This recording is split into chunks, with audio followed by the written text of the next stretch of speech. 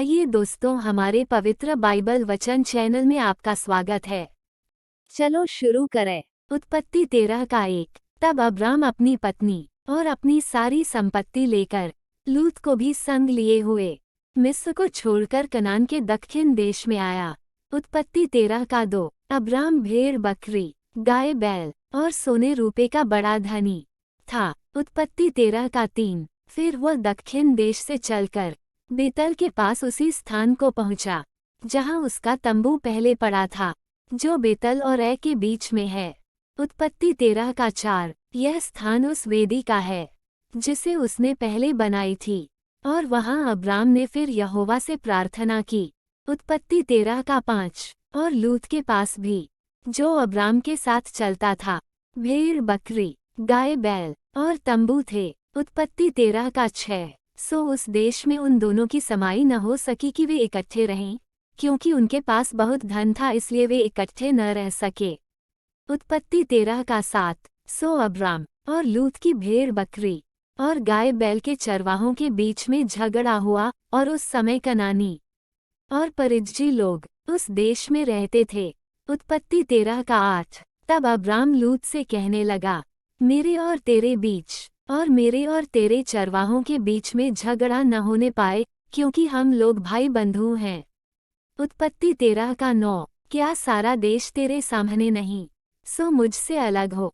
यदि तू बाईं ओर जाए तो मैं दाहिनी ओर जाऊंगा, और यदि तू दाहिनी ओर जाए तो मैं बाईं ओर जाऊंगा। उत्पत्ति 13 का 10। तब लूत ने आंख उठाकर यरदन नदी के पास वाली सारी तराई को देखा कि वह सब सिंची हुई है, जब तक यहोवा ने सदोम और अमोरा को नाश न किया था। तब तक सोआ के मार्ग तक वह तराई यहोवा की बाटिका और मिस्र देश के समान उपजाऊ थी।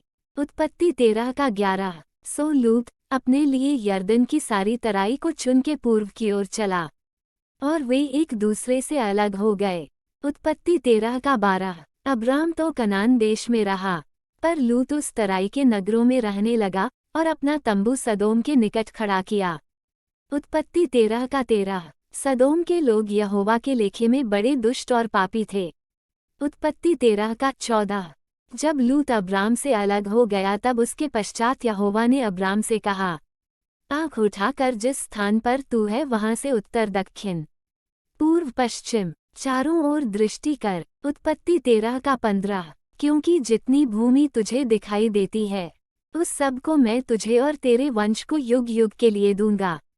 उत्पत्ति 13 का 16। और मैं तेरे वंश को पृथ्वी की धूल के किनकों की नाई बहुत करूंगा, यहाँ तक कि जो कोई पृथ्वी की धूल के किनकों को गिन सकेगा, वही तेरा वंश भी गिन सकेगा।